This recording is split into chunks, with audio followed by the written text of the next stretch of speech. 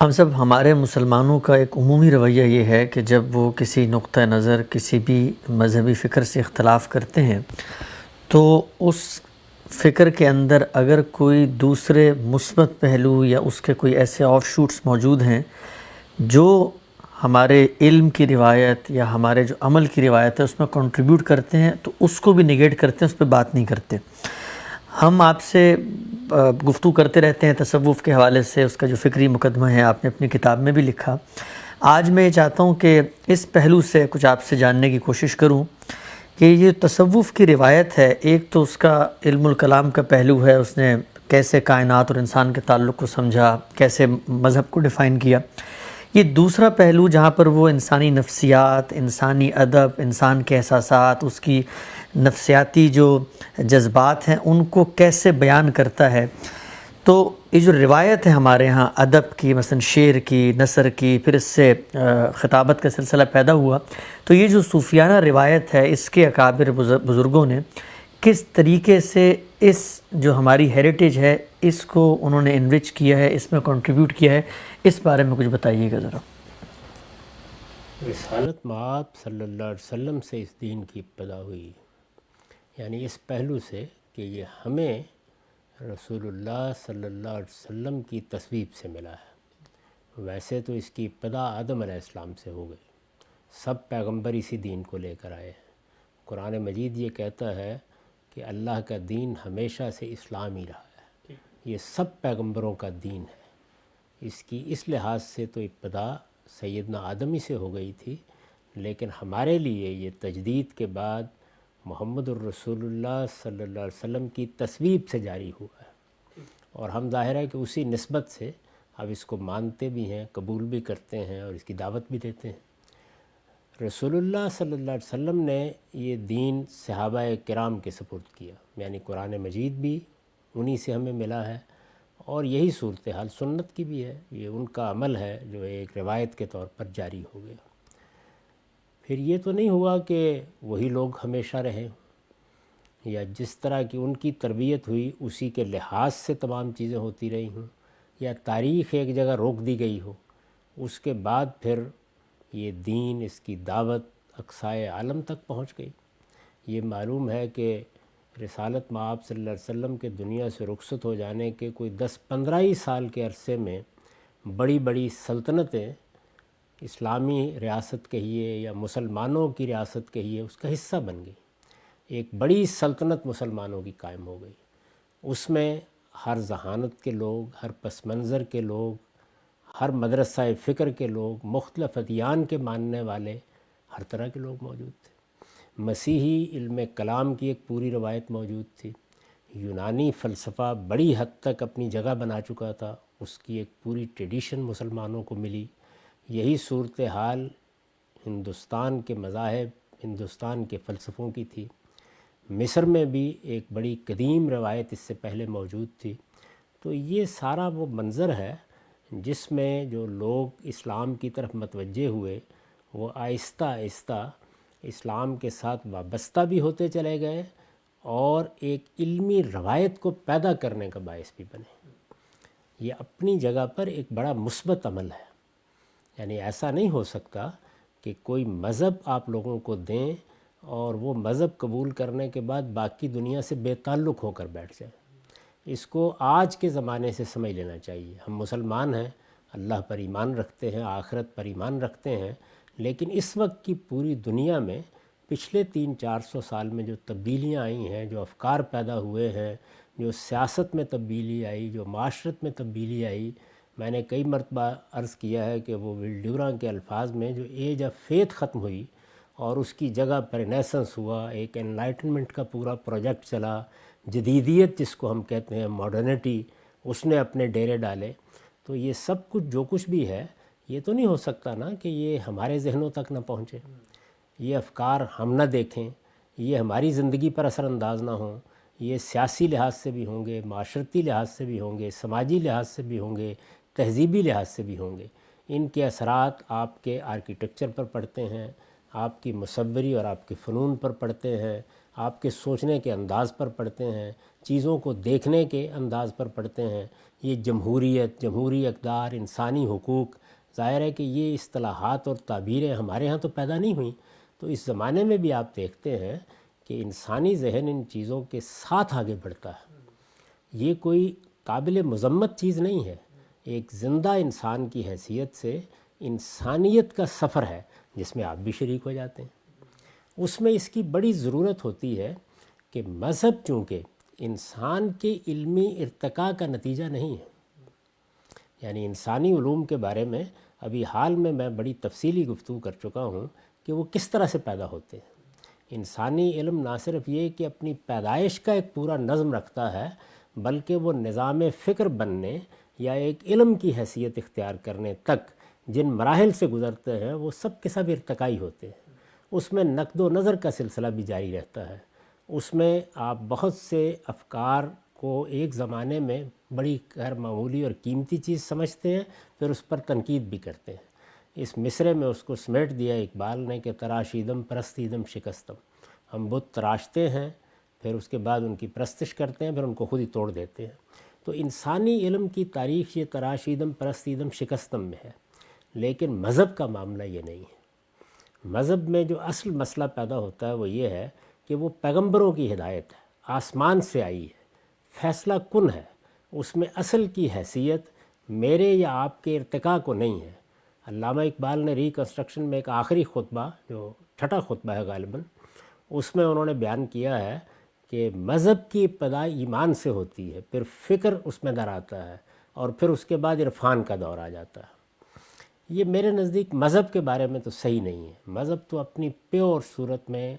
انبیاء کے ذریعے سے ملتا ہے، اسی صورت میں ہوتا ہے، اسی صورت میں اس کو رہنا چاہیے،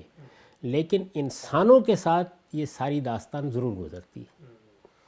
وہ کیا کرتے ہیں؟ وہ ایک مذہب کے پیرو ہو جاتے ہیں، اس کو قبول کر لیتے ہیں، اور اس کے بعد یہ جو کچھ دنیا میں ہو رہا ہوتا ہے، جو دنیا میں ہو چکا ہوتا ہے، علم کی جو تاریخ بن چکی ہوتی ہے، اس کے اندر کھڑے ہو کر اپنی شخصیت کی تعمیر کرتے ہیں۔ اب انہیں کسی علم پر قلم اٹھانا ہے، کسی چیز پر لکھنا ہے، اگر فرض کر لیجئے کہ ایک دور میں سائنس کا غلبہ ہے تو وہ چیز آپ کے یہاں زیر بحث آئے گی، اگر سماجی علوم نے کوئی خاص صورت اختیار کر لی ہے تو وہ زیر بحث آئیں گے۔ تو یہ جو عمل ہے اس میں ایک چیز کی غیر معمولی ضرورت ہوتی ہے۔ وہ کیا ضرورت ہے؟ وہ ضرورت یہ ہے کہ مذہب کو اس کی بالکل خالص صورت پہ رکھا جائے۔ یہ آسان کام نہیں ہے، یعنی یہ آسان کام نہیں ہے۔ اس کی وجہ یہ ہے کہ مذہب میں جو چیزیں زیر بحث آ رہی ہوتی ہیں ان کے بھی کہیں نہ کہیں اثرات یا ادھر پڑ رہے ہوتے ہیں، یا جو آپ کے ہاں علوم انسانی علوم کی حیثیت سے ترقی پا رہے ہوتے ہیں ان کے کچھ اثرات مذہب پر ہو رہے ہوتے ہیں۔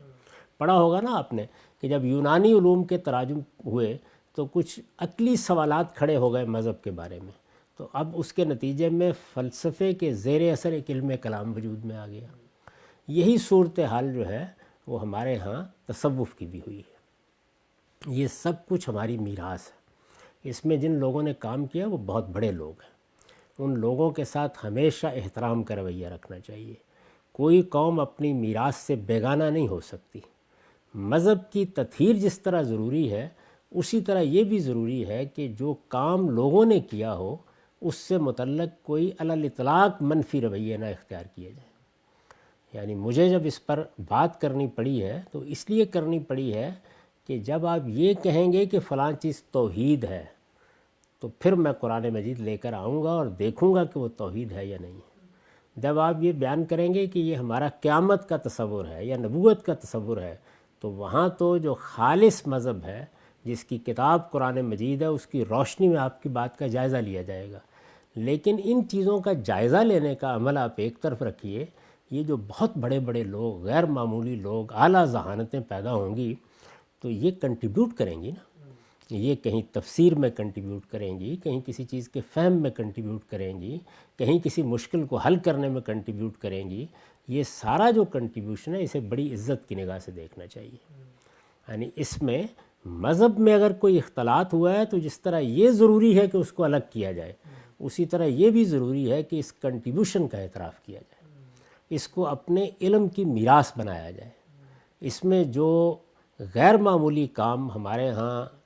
شاعری کی سطح پر، ادب کی سطح پر، ما بعد طبیعت کی سطح پر ہمارے ہاں صوفیوں نے کیا ہے وہ بہت غیر معمولی ہے، بہت غیر معمولی کام ہے۔ اسی طرح سے جو خانقاہی نظام انہوں نے بنایا، اس خانقاہی نظام میں آپ تصوف، اس کے علم کلام کو ایک طرف رکھ دیں، اس لیے کہ اس پر مذہب کی روشنی میں تنقید کرنا پڑتی ہے، لیکن بجائے خود وہ ایک بڑی غیر معمولی انسٹیٹیوشن کی حیثیت رکھتا تھا۔ یعنی اس میں در حقیقت انسانوں کو انسان کی اصل حقیقت سے واقف کرنے، اللہ تعالیٰ کے ساتھ اس کا تعلق پیدا کرنے کے لیے ایک ماحول فراہم کیا جاتا تھا۔ چنانچہ میں نے کئی مرتبہ یہ بتایا ہے کہ یہ خانقاہیں اسی طرح ہماری ضرورت ہے جس طرح مدرسے اور اسکول ہماری ضرورت ہے۔ اس میں بچے جاتے ہیں اور 10 12 15 سال تک تعلیم پاتے ہیں، لیکن بڑوں کو بھی ضرورت ہوتی ہے کہ وہ ریفریش ہوتے رہیں، تو اس کے لیے ہمارے ہاں خانقاہ کا ادارہ تھا۔ یہ ہوا جس کو اقبال نے کہا ہے نا کہ زاغوں کے تصرف میں عقابوں کے نشیمن، لیکن بہرحال اپنی ذات میں وہ ایک بہت اعلیٰ درجے کا انسٹیٹیوشن ہے، تو وہ انہوں نے قائم کیا۔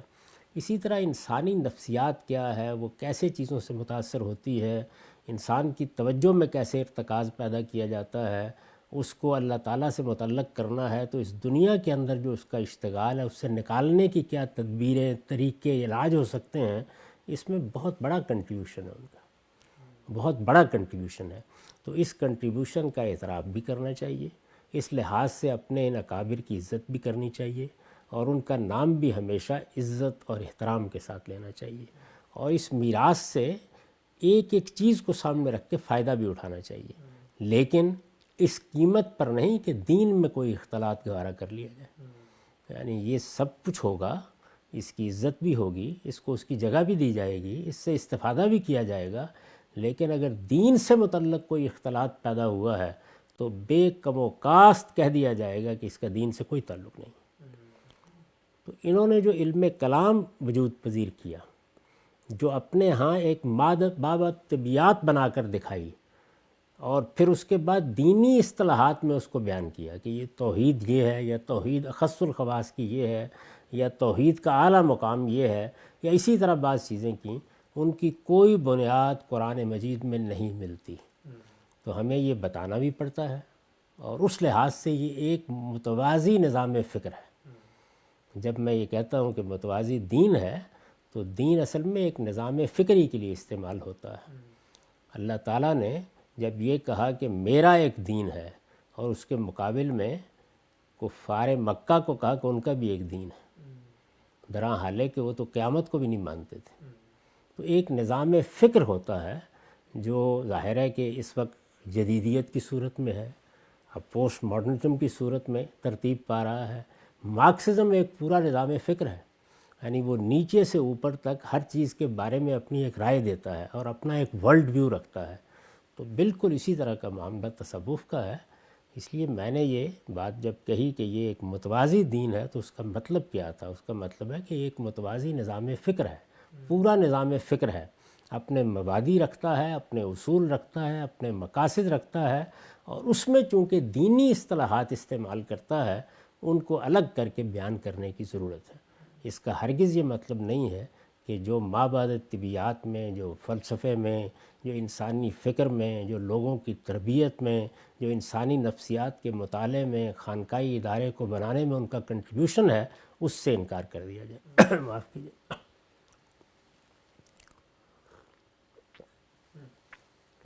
پھر اتنا ہی نہیں ہے،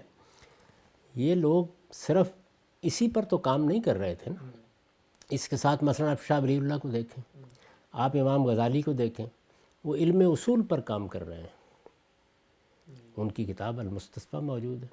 انہوں نے فلسفیوں کے اعتراضات کے جوابات دیے ہیں، جو فضا اس وقت پیدا کر دی تھی تحافت میں، جس طرح وزیر بحث لائے ہیں اس کو۔